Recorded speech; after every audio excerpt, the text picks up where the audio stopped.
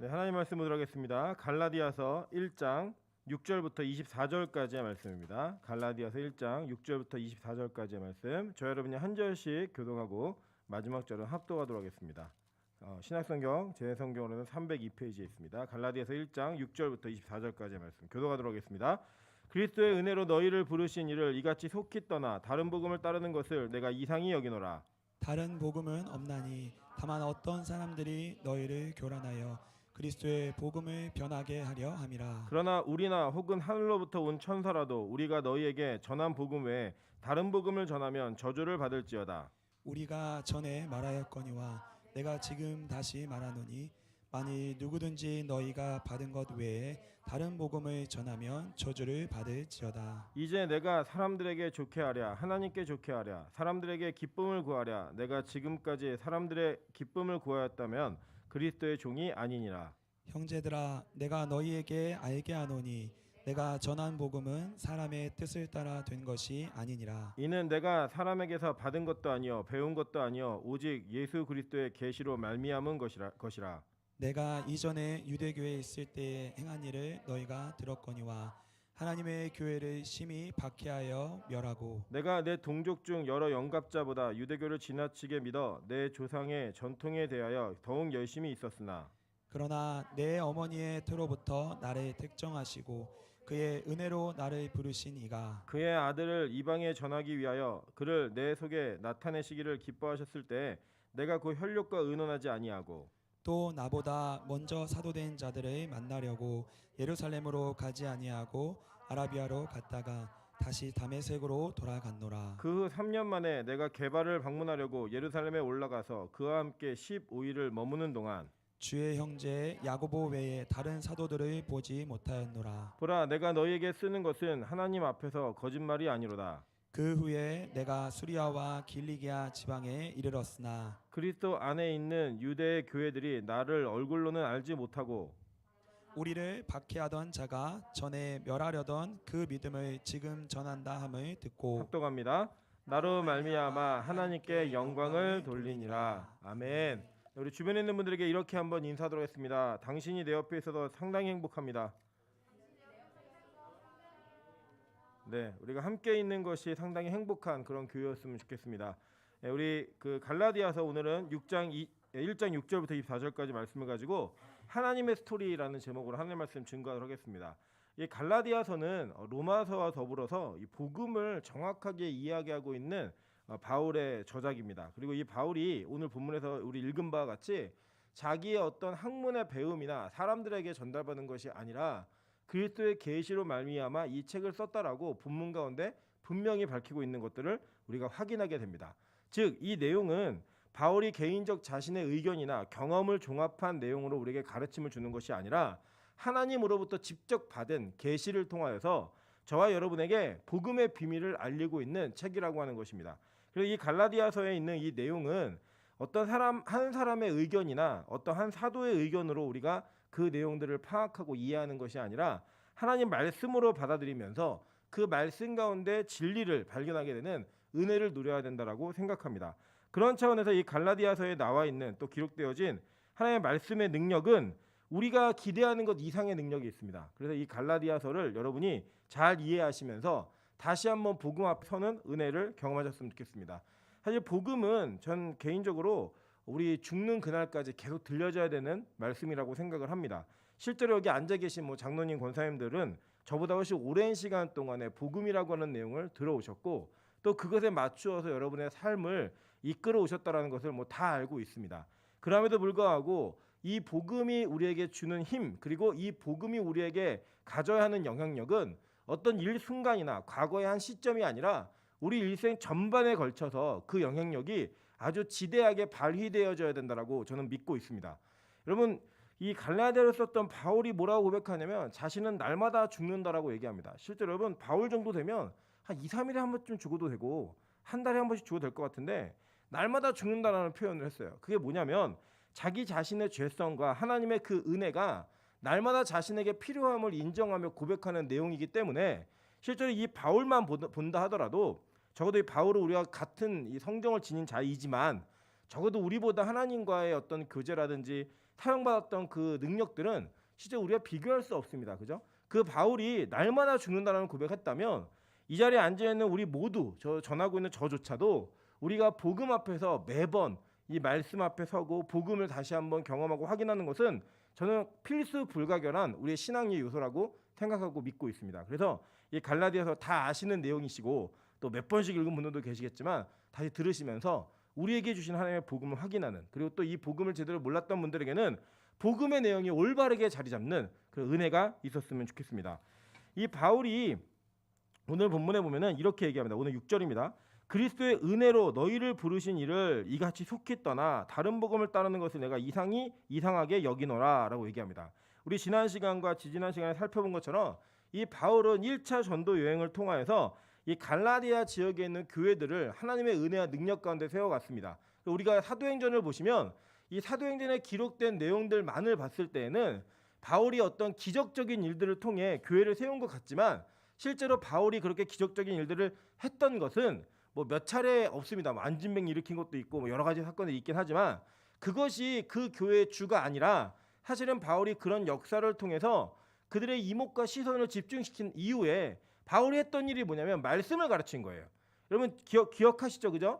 이 바울이 선교지를 다니면서 했던 일 가운데 하나가 무엇이냐면 그가 어느 곳을 선교의 거점으로 삼았냐면 회당이라고 하는 곳을 삼았어요. 그죠? 그래서 유대인들과 하나님을 경외하는 이방인들에게 1차적으로 복음을 전했습니다. 그래서 바울이 전하는 복음의 내용은 구약을 모르는 사람들이 아니었다라는 거예요. 그래서 이 구약에 대한 내용을 통하여서 이 구약에 약속되어지고 계시되어지고 언약되어진 그 언약이 예수 그리스도로 성취가 되었다라고 얘기하면서 그 예수가 너희가 기다리는 메시아이고 하나님이 보내신 아들이시다라고 얘기하는 그 성자 하나님의 이야기를 정확하게 전달을 했습니다.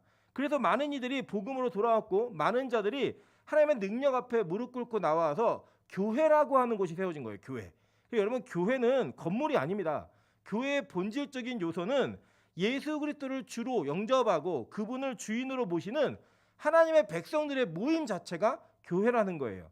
그래서 여러분 가정도 교회일 수 있고 우리 교우들 간의 만남도 교회일 수 있고 단지 이런 교회의 모임을 그리고 그 교회가 모여 하는 예배를 수월하게 하기 위해 건물이 필요한 것이고 건축물이 필요한 것입니다.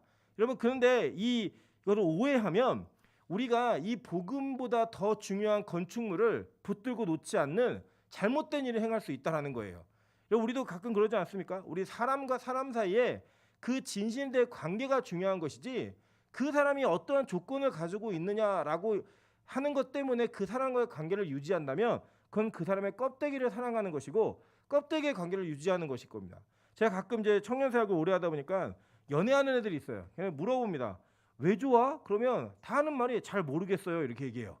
그게 답이에요. 그게 사실은 오빠가 좋은 차를 타고 다니거든요. 와 얘는요 공부를 정말 많이 했거든요. 라고 하는 조건들이 나오는 순간부터는 사실은 진짜 관계성은 사라지게 되는 것이고 진정한 사랑의 요소는 사라지게 되는 거예요. 여러분 우리 교회는 환경의 문제를 문제 삼지 않고 그것을 뛰어넘어서 예배하는 예배 공동체, 그 공동체가 교회임을 인식하셔야 됩니다. 여러분이 어디에 계시든지 그리고 여러분의 관계성이 누구와 이어지든지 그 만남과 모든 대화가 교회라고 하는 것을 잃어버리지 않으셔야 된다는 거예요. 그런데 여기서 뭐라고 얘기하냐면 그리스도의 은혜로 너희를 부르셨다라고 얘기하고 있어요. 그죠? 그 은혜가 저와 여러분을 이곳에 불러 모았다라는 거예요. 저는 너무나 감사한 게 뭐냐면 사실은 우리 각자 제가 보니까요. 이 빛과 소금 교회의 모든 인원 한 사람 한 사람은 다 개성이 특별한 사람들입니다. 뚜렷해요. 자기 개성이. 그래가지고 쉽게 이렇게 뭐 그 남들에게 쉽게 이렇게 뭘 자기의 마음과 생각을 내주거나 막 이런 분들이 아니에요. 그러니까 즉 그 얘기를 돌려 얘기하면 뭐냐면 예수 믿기 힘든 분들이에요. 여러분 다. 저도 마찬가지고. 그런데 저와 여러분의 인생에 각자의 인생 가운데 하나님께서 깊이 개입을 하셔서 저와 여러분을 불러 모으셨다라는 거예요. 제가 이제 여기 교인들하고 이제 계속 얘기를 많이 나누기도 하지만 아직 충분하지 못한 부분도 있지만 한 권사님이 그런 얘기 하시더라고요. 자기는 어렸을 때 절에서 컸대요. 그 절에서 크신 분이 예수를 믿기까지의 그 과정을 제가 한번 쓱쭉 들어본 경험이 있습니다. 여러분 이게 불가능한 일이잖아요, 사실. 그죠? 절에서부터 어렸을 때 큰 사람이 예배를 드리며 권사가 돼 있다? 여러분 이거 신기한 일 아닙니까? 그런 은혜가 하나님으로부터 온 은혜가 저와 여러분을 불러 모았다라는 거예요. 그렇게 교회가 세워지는 겁니다. 그렇게 교인이 성장하게 되는 거예요. 그리고 여러분 우리가 전도를 할 때도 마찬가지고요. 누군가에게 복음을 전할 때에도 내가 잘하면 그 사람이 교회에 올 것이다. 내가 잘 설명하면 이 사람이 예수를 믿을 것이다. 이런 착각은 아예 버리셔야 됩니다. 저는 예전에 제가 그런 말 많이 했거든요. 이렇게 설교를 논리적으로 해야지만 사람들이 변한다라는 얘기를 제 스스로에게도 많이 했고 주변에게도 참 많이 했습니다. 어느 날 저희 어머니가 저를 이렇게 부르시더라고요. 그때 전도사인데 임전사 일로 와봐. 그러면 앉혀놓고 야 너는 설교를 사람들이 머리로 듣는다 생각하지. 근데 아니야. 사람들은 마음으로 설교를 들어. 그래서 하나님의 마음을 그들에게 전달해 주는 게 설교자의 역할이지 그들을 설득하는 게 아니야. 제가 그때는 그 말씀이 이해가 잘 안 됐어요. 아니 뭐 어떻게 하라는 거냐. 설득하고 설명하는 게 이게 맞는 거잖아 라고 생각했었는데 지금 와서 보니까 그게 이해가 되더라고요. 사실은 우리 인간의 마음과 이 머리가 사실은 되게 거리가 가깝지만 이 세상에 제일 먼 게 이겁니다. 머리로는 아는데 마음이 동요가 안 되고 마음이 이렇게 받아들여지지 않아가지고 안 변하는 경우가 참 많다라는 거예요. 근데 결국 여기를 바꾸시는 분은 하나님이세요. 하나님. 그렇기 때문에 논리적으로 많이 이해하고 머리로 이성으로 그것을 다 이해한다 할지라도 마음에서부터의 간절함과 동의가 되어지지 않으면 우리는 복음을 거부할 수밖에 없는 존재라는 거예요. 근데 누가 그 마음을 여신다고요? 하나님이 여시는 거예요. 그리고 여러분의 생각과 마음으로 누군가에 대한 은혜를 포기하지 마십시오. 야, 저 인간은 안 돼. 얘는 안 돼. 우리 남편은 우리 아내는 내 자식은 절대로 변할 리가 없어. 라고 하는 선입견을 갖는 순간 그건 누구의 판단이에요? 여러분의 머리의 판단이라고요. 근데 하나님은 그 마음을 여셔서 우리를 부르신다라는 거예요. 그게 교회예요. 그런데 여러분 여기 놀라운 사실은 바울이 깜짝 놀라는 게 뭐였냐면요. 그 은혜 가운데 부름받은 자들이 하나님을 속히 떠났다는 거예요. 속히.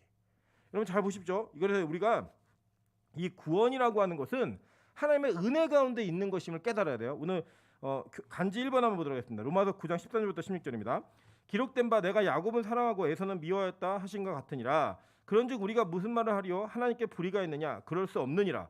모세에게 이르시되 내가 긍휼히 여길 자를 긍휼히 여기고 불쌍히 여길 자를 불쌍히 여기리라 하셨으니 그런즉 원하는 자로 말미암음도 아니요 다른 박지라는 자로 말미암음도 아니요 오직 긍휼히 여기시는 하나님으로 말미암음이니라 라고 얘기했어요. 그죠? 이 내용이 뭐냐면 구원이 하나님의 은혜 가운데 하나님이 긍휼히 여기시면 된다라는 거예요. 그 여러분의 신앙의 경력과 모든 것들을 여러분의 자랑으로 삼을 요소가 하나도 없습니다. 하나님의 은혜를 주셨기 때문에 그런 일이 벌어진 거예요. 그렇게 교회가 모아졌는데 이 바울이 보니까요. 지금 이 갈라디아 교회의 교인들이 그렇게 부름받은 그 은혜를 속히 떠났다라고 얘기하고 있는 거예요. 여러분 이 속히 떠나다라고 이 단어가 실제로 다른 성경에도 기록되는 것을 보게 됩니다. 우리 출애굽기 27장 7절부터 8절입니다. 여호와께서 모세에게 이르시되 너는 내려가라. 내가 애굽 땅에서 인도하여 낸 내 백성이 부패하였도다. 그들이 내가 그들에게 명령한 길을 속히 떠나 자기를 위하여 송아지를 부어 만들고 그것을 예배하며 그것에게 제물을 드리며 말하기를 이스라엘아 이는 너희를 애굽 땅에서 인도하여 낸 너희 신이라 하였도다라고 얘기해요. 여러분 사실은 이 출애굽기에 나와 있는 금송아지를 만드는 사건이 이 갈라디아의 사건과 내용을 맞춰보면 동일한 사건입니다.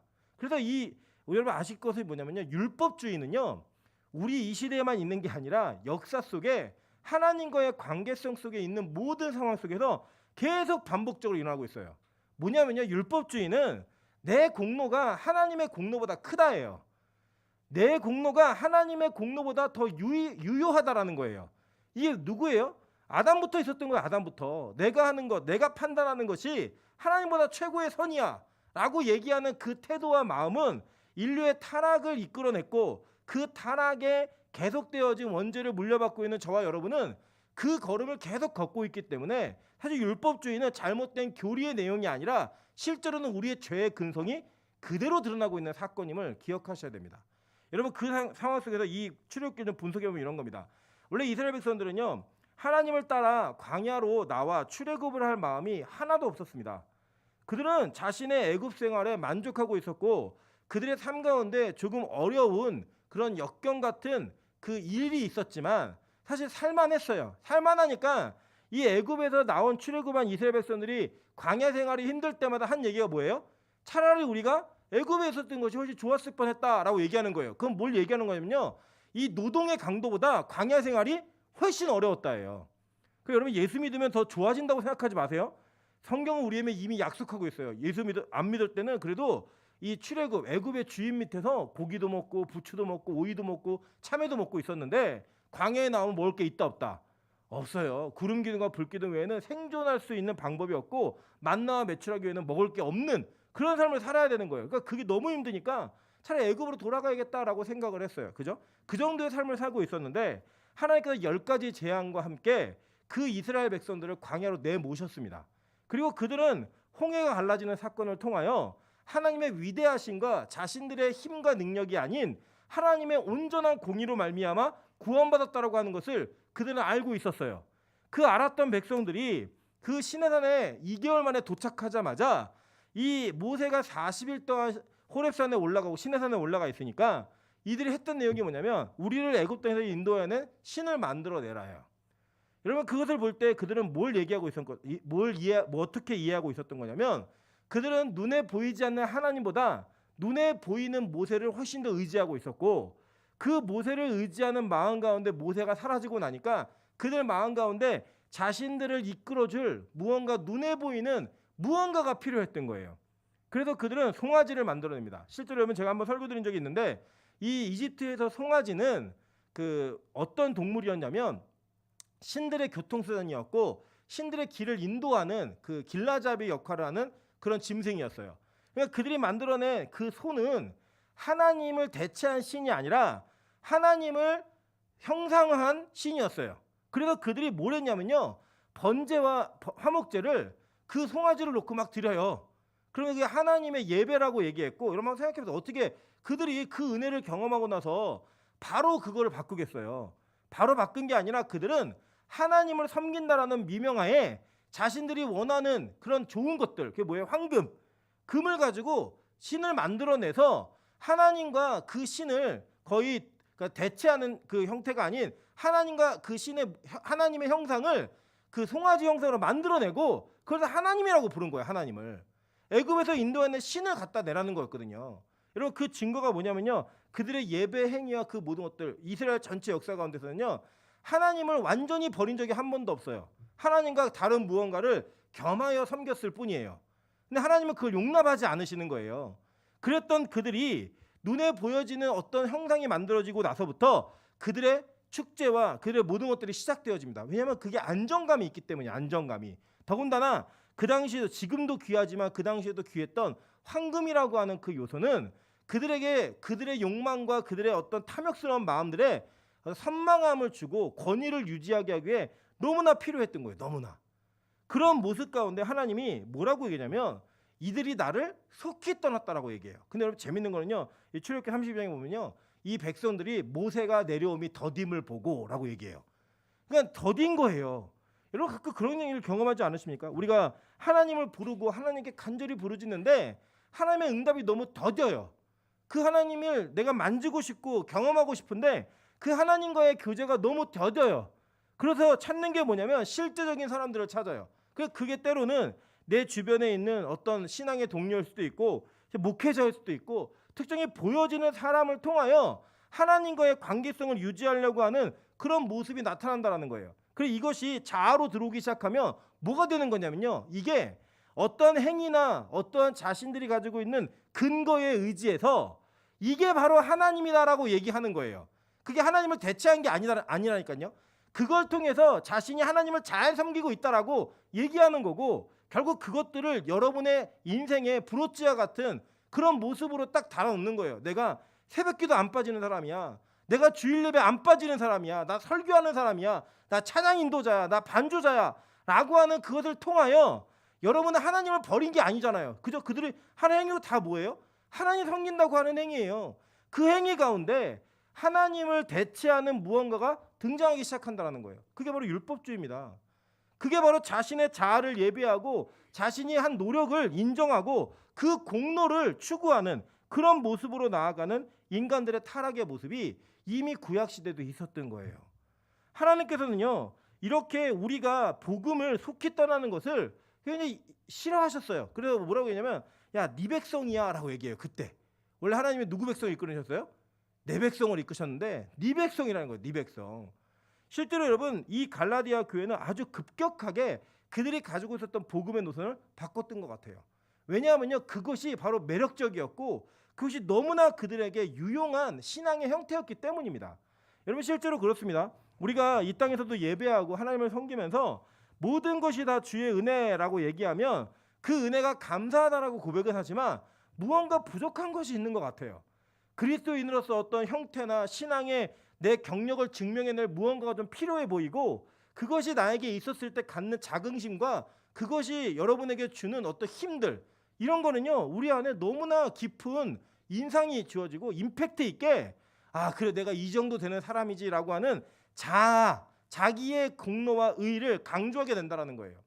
예전에 제가 섬기던 교회에서 그러니까 특별 새벽 기도를 21일을 하고 다 참석하는 사람은 동판에 이름을 새겨줬습니다. 그리고 뭐 1회, 2회 이렇게 동판을 다 교회에다 박아놨어요. 우리 교회 다행인 거는 박아놓을 데가 없어요. 그죠? 박아놓을 데가 없어서 할 수가 없어요. 그런데 그 박아놓는 것이 시간이 지나고 나니까 거기에 자기 이름이 있느냐 없느냐 이것이 그 사람의 신앙의 어떤 정도를 나타내는 하나의 지표가 되더라는 거예요. 동판이 몇 개가 있는데 여기에 내 이름 한 번도 안 빠졌어. 그걸 자극하고 자랑하면요 여러분 되게 잘 됩니다. 여러분 마찬가지예요. 우리가요 뭐 헌금을 하건 뭘 하건 간에 예를 들어 이런 거예요. 누가 드럼을 헌물했는데 드럼에다 이름을 새겨주는 거예요. 여기다가 성도 이름을 뭐 정명수 딱 새기는 거예요. 정명수 했다는 건 아니에요. 정명수 새기는 거예요. 여러분 만약에 그런 식으로 교회가 경쟁을 시키잖아요. 그럼 교회에 물품이 넘쳐날 겁니다 아마.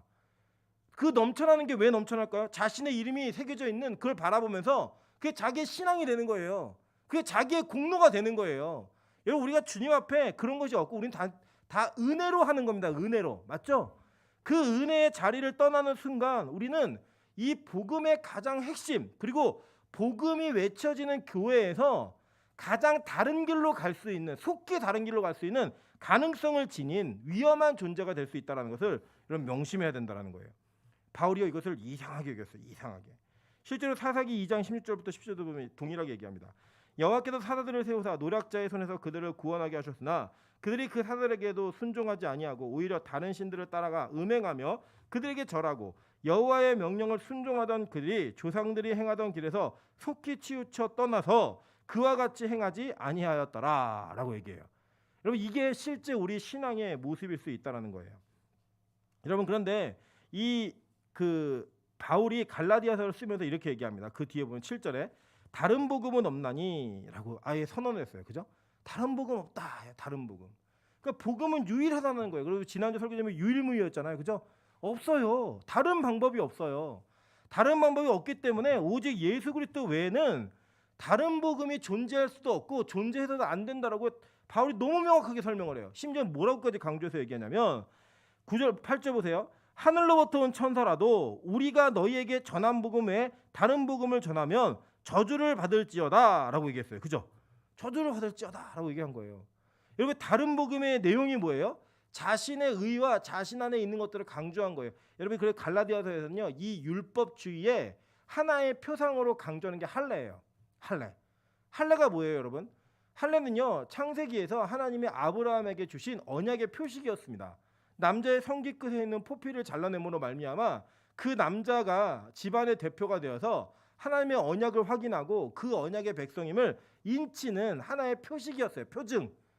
그것이 그들에게 신앙이 된 거예요. 그래서 그 이스라엘 백성들에게는 아브라함의 자손인 것과 자신이 할례를 받았다라고 하는 사실이 자신의 구원의 확증이 되어지는 하나의 면죄부와 같은 표식이었습니다.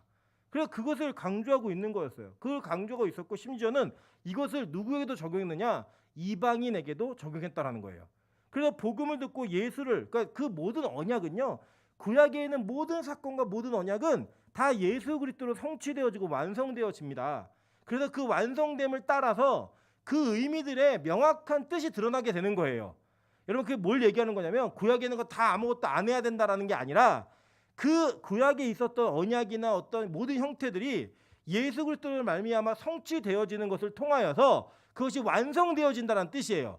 그래서 더 이상 그렇게 할 필요가 없는 문제들이 있는 거예요. 예를 들면 동물 제사 있잖아요. 그죠? 짐승의 제사를요 원래 드렸어야 됐어요. 드렸어야 되는데 예수 그리스도의 십자가에 돌아가심으로 말미암아 그 제사가 완성되어진 제사로 바뀌어지게 된 거예요. 그러니까 우리가 더 이상 그걸 할 필요가 없다는 거예요. 율법도 마찬가지고 할례도 마찬가지입니다. 이 할례가 구약 시대에는 그냥 필요했던 거였어요. 그들에게 자신의 언약의 백성을 확인하고 자신의 언약 안에 있음을 증거하는 내용이었다고요. 그런데 그 언약 안에서 그 모든 것들이 어떻게 이루어진 거예요? 예수 그리스도의 구속으로 말미암아 완성되어진 거예요. 그러니까 할례 받을 필요 있어요, 없어요? 없는데 여전히 그 인간들은 자신의 몸에 있는 흔적, 자신의 공의, 자신이 가지고 있는 어느 표식이 자기의 신앙의 정도가 되는 거예요. 그래서 그것을 자랑하고 그들 기뻐하며 누구를 예배하는 것인가? 결국은 자기 자신을 예배하는 자가 되는 거예요.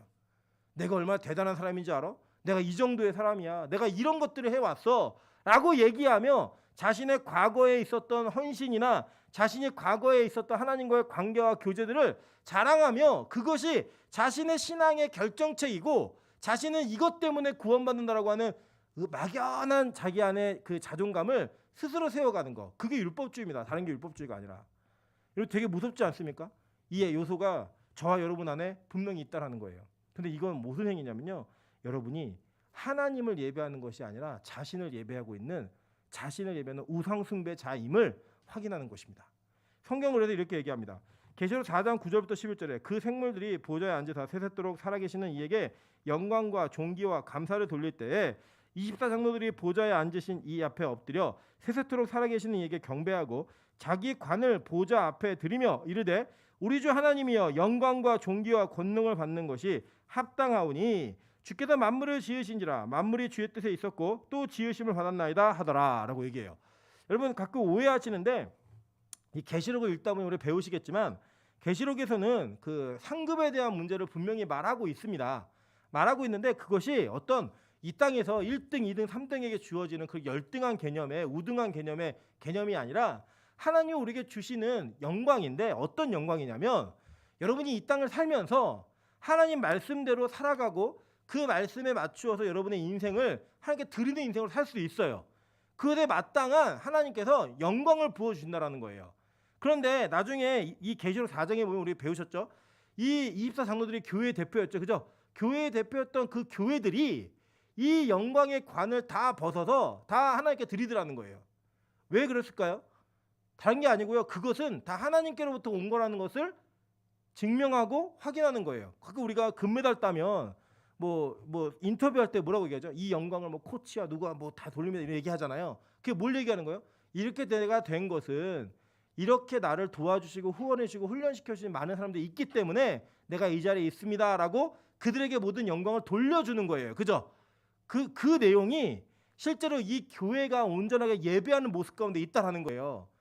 여러분 이런 겁니다. 여러분이 평생 예를 들어 저같이 목사로 살았다, 뭐 장로로, 권사로, 직분자로 하나님께 드리는 인생으로 살았다라고 한다면요, 그것은 다 누구로부터 온 거예요? 하나님의 은혜로부터 말미암는 것이라는 거예요.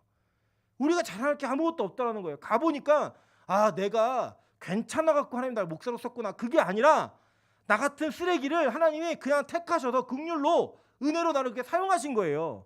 그래서 그게 너무 감사해가지고 마지막에 나에게 주는 사람들이 와 정말 훌륭하게 헌신했습니다라고 고백해주고 칭찬해주고 이렇게 하는 모든 것들을 다 어떻게 하는 거예요? 이거 다 주님 거예요라고 돌려드리는 거예요. 돌려드리는 거. 여러분 명심하십시오. 이 땅에 사는 동안에 여러분 마음에 하나님이 주시는 은혜의 감동들, 그 감동을 통해 하나님은 여러분의 인생을 이끌어 오셨습니다. 그리고 그 이끌어 오신 인생의 모든 결론에 우리가 고백해야 될 내용은 딱 한 가지입니다. 모든 것이 하나님의 은혜입니다.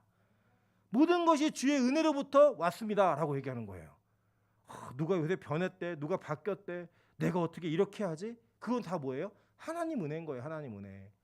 여러분들 하나님의 하나님의 은혜를 온전히 간구하는 통로가 있어야 되고 그것만으로 이끌어져가는 공동체여야 합니다. 다 하나님의 은혜인 거예요. 하나님의 은혜. 제가 말씀드렸잖아요. 예전에는요, 제가 어떤 한 사람을 찍으면 쫓아다니고 전화하고 찾아가고 데리고 오고 이렇게 하면서 그 사람의 변화를 나의 열심으로 이루겠다라는 그 열심으로 너무 죄송한 표현이지만 영업을 했습니다. 영업을 가가지고 영업을 했다고. 영업을 그랬던 저에게, 그래서 제 주변에는요 항상 사람이 되게 많았습니다. 많아가지고 제가 말씀했잖아요. 저희 아내가 결혼하고 처음 날 울었어요. 운 이유가 뭐냐면 제가 결혼식하고 집에 들어가는데 제 친구들한테 전화해서 놀러 오라고 그랬더니 저희 아내가 화장실에 그 얘기 듣고 울었대요. 변기에 앉아가지고 큰일 났다. 내 인생은 끝났구나. 결혼한 당일날 뭐라 했더니 친구들이 오히려 야 그러면 안 된다고 얘기해갖고 이제 못 왔거든요. 제 신혼 때는요 저희 집에 기본적으로 밥을 10인분씩 했습니다. 기본적으로. 사람 모으고 같이 있고 하는 일을요 저 너무 좋아했고 그 좋아하는 일을 통하여서 많은 사람들을 항상 주변에 이렇게 득실득실 데리고 다녔어요. 데리고 뭐 하면 맨날 같이 하고 그랬던 저에게 하나님이 이 관계가 나의 열심과 나의 의임을 확인시켜주는 작업을 통하여 하나님이 다 흩어버려요. 다 흩었어요. 다 흩음을 통하여 제가 확인한 게 뭐냐면 아 내가 사람을 모으는 게 아니구나. 내 영향력으로 사람에게 그 변화를 줄 수 있는 게 아니구나 라는 것을 깨달은 이후부터는요 저에게 변화가 일어나는 게 뭐냐면 이제는 제가 사람을 찾지 않습니다. 사람에게 연연하지 않아요. 연연하지 않고 하나님이 주시는 관계 속에 최선을 다하지만 그 관계에 집착하지 않는 거예요. 왜냐? 그것도 역시 하나님이 주신 은혜이기 때문이에요. 그런 관점으로 여러분 모든 것들을 다 바라보셔야 됩니다. 내가 누군가를 위해 헌신한 것도, 내가 누군가를 희생한 것도, 교회를 위해 헌신하고 희생한 모든 시간들도 시간, 돈, 물질 모든 영역 속에 하나님의 은혜가 없었으면 여러분 아무것도 할 수 없었어요. 그 은혜로 말미암아 여러분은 이끄신 거예요. 그리고 우리는 온전히 하나님만을 예배하는 공동체여야 합니다. 여러분 그러면 도대체 그러면 뭐 설교자나 바울은 왜 이런 중요한 위치라고 얘기하면서 그들의 말을 존중하는가? 성경은 이렇게 얘기합니다. 고린도후서 5장 17절부터 21절입니다. 그런데 누구든지 그리스도 안에 있으면 새로운 피조물이라 이전 것은 지나갔으니 보라 새 것이 되었도다. 모든 것이 하나님께로부터 났으며 그가 그리스도로 말미암아 우리를 자기와 화목하게 하시려고 또 우리에게 화목하게 하는 직분을 주셨으니라고 얘기해요. 그죠? 이 직분을 통하여 우리가 이런 일을 하는 거예요.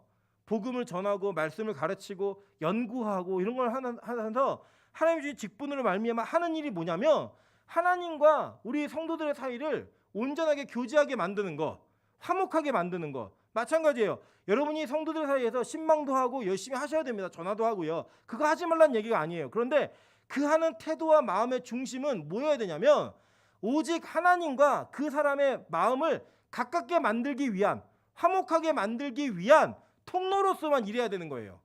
자기를 씹는 게 아니에요. 제가 이제 대형교회들도 있어봤으니까 대형교회에서 가끔 어떤 일이 벌어지냐면 자기가 전도에 오거나 자기랑 친한 사람들이 이제 리더들끼리 모여가지고 조 개편하고 팀 개편할 때 무슨 얘기를 하냐면 꼭 이 사람은 자기랑 같이 가야 된다는 거예요. 왜 그러냐면 자기가 여지껏 양육해왔고 자기 아니면 안 된다는 거예요. 이 사람은. 근데 막상 그 사람한테 물어보면 그 사람만 아니었으면 좋겠대요. 정말 그 사람만 아니었으면 좋겠대요. 그 왜 그러냐? 자기가 그 의를 가지고 그 사람한테 알게 모르게 압박하는 거예요. 너 나 아니었으면 예수 못 믿었지? 너 나 아니었으면 뭐 이거 안 됐지? 너 내가 키워줘서 이렇게 된 거야? 이런 식의 태도와 마음을 갖고 갑질 아닌 갑질하고 있는 거예요. 여러분 이게 교회에 실제 있는 일입니다. 여러분 이런 것들은요 지양해야 될 일이에요. 우리 교회는 그런 게 없잖아요. 그죠? 왜냐면 지금 뭐 소그룹도 없고 아무것도 없으니까 그런 영향력을 발휘할 힘도 없어요. 오직 하나님의 은혜로 말미암아 이끌어가는 교회가 저는 계속돼야 된다고 생각합니다. 누가 누구를 살리지 않아요. 우리는요 단지 하나님과 각 사람의 관계가 화목되게 하기 위하여 우리가 직분을 받고 세움받은 자일 뿐이지 그 이상도 이하도 아니라는 거예요. 특별히 바울은 이 복음을 기록하고 전달하는 그 위치의 직분을 받는 사도가 됨으로 말미암아 이런 성경을 쓰고 또 이 쓴 성경을 통하여 저와 여러분에게 하나님과의 통로를 열어주는 일을 감당해냈던 사람이에요. 우리가 그걸 존중하는 거고 그걸 믿고 인정하는 거지 다른 특별함이 아니라는 거예요. 그래 보세요. 그 뒤에 보시면 그러므로 우리가 그리스도를 대신하여 사신이 되어 하나님이 우리를 통하여 너희를 권면하신 것 같이 그리스도를 대신하여 간청하노니 너희는 하나님과 화목하라. 하나님이 죄를 알지도 못하신 이를 우리를 대신하여 죄로 삼으신 것은 우리로 하여금 그 안에서 하나님의 의가 되게 하려 하심이라라고 얘기해요. 그죠? 그러니까 이 우리의 모든 사역이 다 어디 붙어 있어야 돼요? 하나님으로부터 나오는 의여야 되고 그 이상도 이하도 아님을 여러분 절대적으로 확인하세요. 절대적으로. 그래서 어느 날부터 내가 전도한 인간이 저 인간이랑 친하게 지낸다. 말도 안 되는 그런 얘기를 하면 안 된다는 거예요. 뭐 누구의 영향력, 뭐 어느 목사가 좋냐, 뭐 나중에 우리 교회도 이제 사역자가 많이 생기게 되면 나는 어느 설교자가 좋다. 그런 얘기 하지 마세요. 다 똑같은 거예요. 다 누가 서든 간에 하나님 은혜로 말미암아 통로일 뿐이지 그 이상도 이하도 아니에요. 그리고 그거 아닌 자기를 심는 사람들은요 다 거짓 선지자이고요, 다 사꾼들입니다. 도둑놈들이에요, 도둑놈들.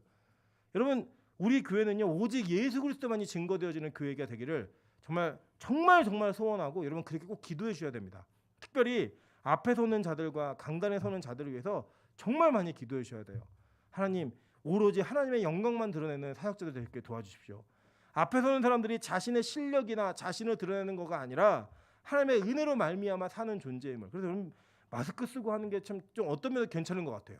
얼굴 드러내지 않고 우리 뒤보고 할 거야 다 설교도 뒤보고 하고 막 찬양도 그렇게 하고 자신을 어떻게 하면 가릴까 내가 어떻게 하면 드러나지 않게 할까라고 신경 쓰고 열심을 다하는 그런 은혜가 우리 안에 있어야 되는 겁니다.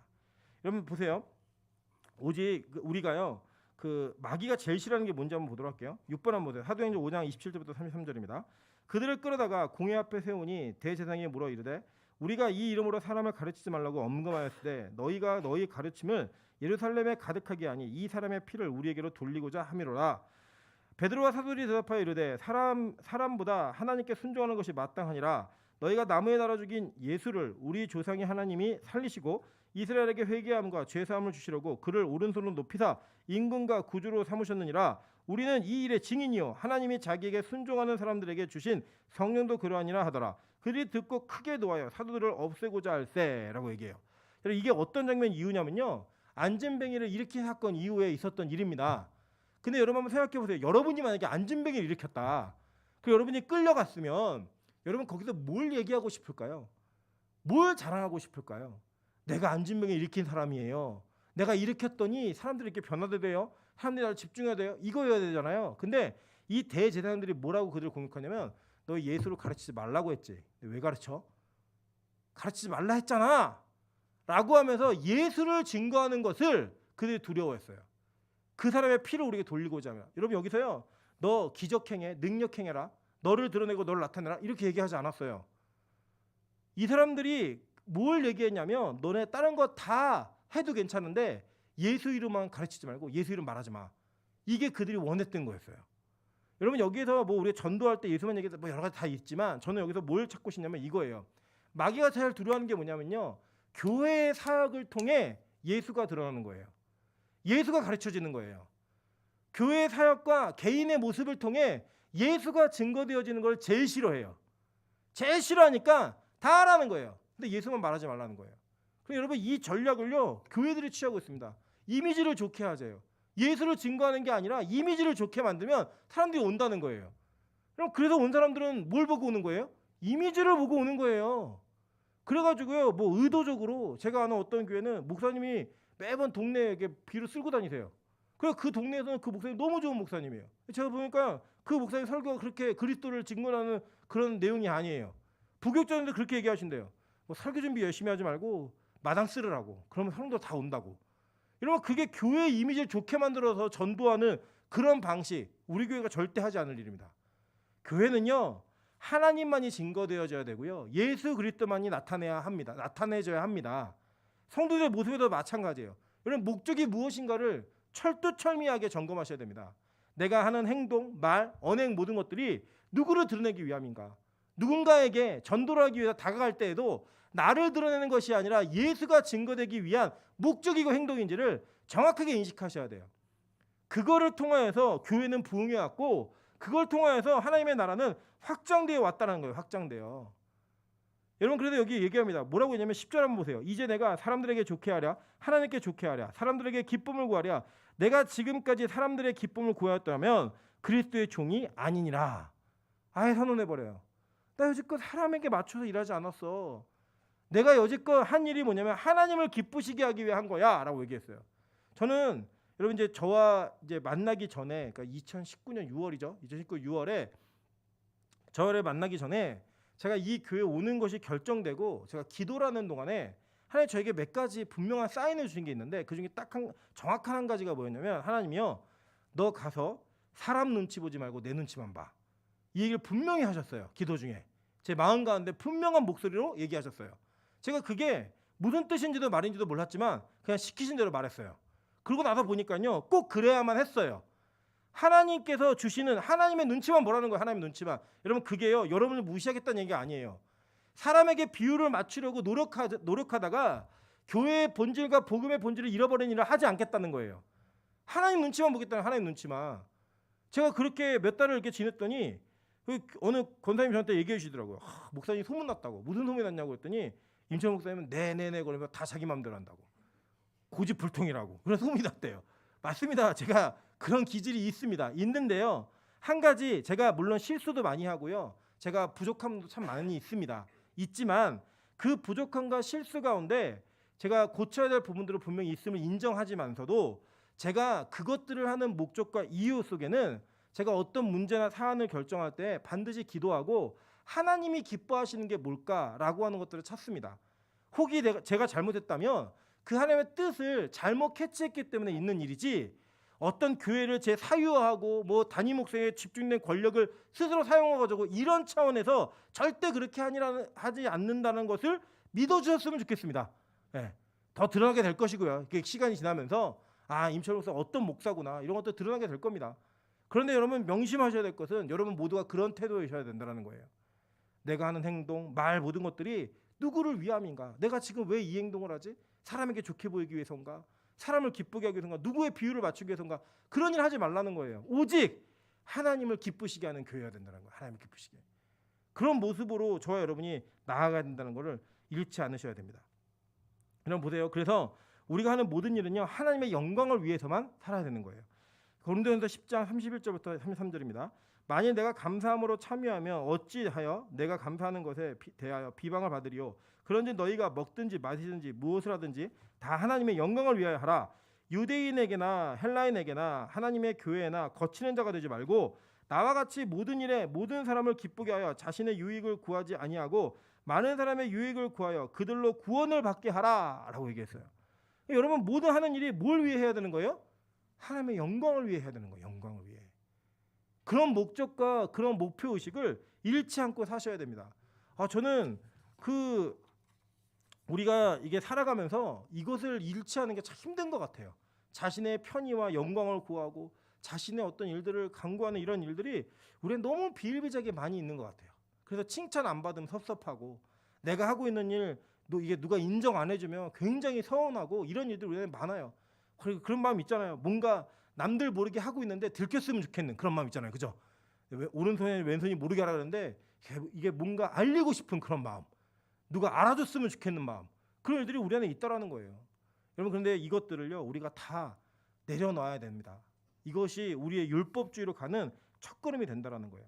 이 바울이요. 11절부터 24절까지 자신에 대한 소개를 쭉 합니다. 쭉 하는데 재밌는 게 뭐냐면 이게 처음에 1절에 보면 이 바울이 뭐라고 얘기하냐면 사람들에게서 난 것도 아니요 사람에게 말미암은 것도 아니요라고 얘기하면서 이 복음이 하나님으로부터 왔다라는 것을 좀 설명을 해요. 그걸 이제 자세하게 풀어 쓰는 게 11절부터 24절이에요. 이걸 다는 못할 것 같고요. 여기 전체적인 내용만 간략하게 요약해서 말하면 이겁니다. 바울은요. 자기가 어떻게 하나님의 사람이 되었는지를 얘기하면서 지금 내가 너희에게 전하고자 하는 이 복음의 내용 때문에 내가 이렇게 바뀌었다 해요. 내 인생이 이렇게 다시 써졌다 해요. 그래서 이 복음을 너희에게 전한다. 이게 바울이 하는 내용이에요. 그럼 바울이 정말 우리 다음 주에 배우겠지만 잘할 게 진짜 많았습니다. 바울이 외적으로는 정말 모자름이 없는 사람이었고 그 율법주의자들이 그렇게 추구했던 율법으로부터는 자신이 흠이 없는 자라고 선언해 버렸어요. 그랬던 바울이 자신이 왜 이 복음을 전하고 있는지를 너무나 분명하게 설명을 하면서 마지막에 하는 고백이 뭐예요? 24절 보세요. 나로 말미암아 하나님께 영광을 돌리니라. 이게 뭐냐면요. 이거예요. 야, 저 인간이 어떻게 저렇게 바뀌었지? 저 사람이 어떻게 저렇게 변화됐지? 살펴보니까 그 뒤에 하나님이 계시더라는 거예요. 그 사람의 증거하는 모든 삶의 흔적 가운데 하나님이 드러나더라는 거예요. 그래서 사람들이 보고 우와 저 인간이 저렇게 바뀐 거 봐라. 저 사람이 저렇게 변화된 거 봐라. 하나님이 살아계시네. 하나님이 저 사람을 저렇게 바꾸셨네. 라고 하는 것들을 증명하고 말할 수 있게 하는 그 자신의 간증의 스토리가 하나님의 스토리가 된 거예요. 여러분들 우리 빛과 소금에 이런 사람들이 많이 일어나야 된다고 생각합니다. 이런 사람들이 이런 성도들이 참 많이 일어났으면 좋겠습니다. 저는 우리 교회가 이런 간증으로 가득 차는 교회가 되었으면 좋겠습니다. 지금 여러분 혹시라도 여기 앉아 계신 대부분의 분들이 이제 앞으로 산 날보다 적으신 분들이에요. 저를 포함해서 다 그럴 거예요. 그러신 분들의 인생에 하나님께서 그 인생의 후반부를 쓰여 가시고 마지막에 마침표를 찍으실 때 우리 모두가 여러분과 저의 인생의 스토리를 다 들으면서 하나님은 살아계시네? 라고 말해야 돼요. 하나님이 일하셨네? 라고 말해야 돼요. 그게 아니라 여러분의 인생에 자신이 드러나고 자기의 공로가 인정되어지는 것을 여러분 기념하고 있다면 여러분 우리는 뭔가 바울이 경험했던 복음과는 다른 복음을 가진 저주를 받는 자가 될 가능성이 크다라는 거예요. 진짜 가려지는 은혜가 있길 간절히 소망합니다.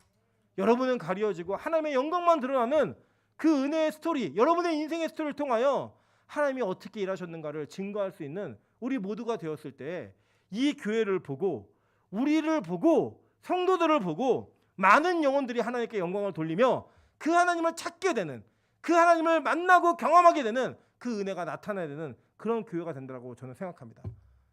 그렇게 일할 수 있는 교회, 그렇게 전진하는 교회가 되기를 간절히 소망하는 마음으로 여러분의 매 순간의 순간을 하나님께서 주시는 은혜로 말미암아 살아가야 된다는 고백을 가지고 또 그 하나님만을 드러내야 되고 그 하나님께만 영광 돌리는 삶을 살아야 된다는 그런 인생의 모토를 가지고 여러분의 걸음을 걸으시다가 주님 오시는 그날에 잘했다 칭찬받는 그런 저와 여러분 되시기를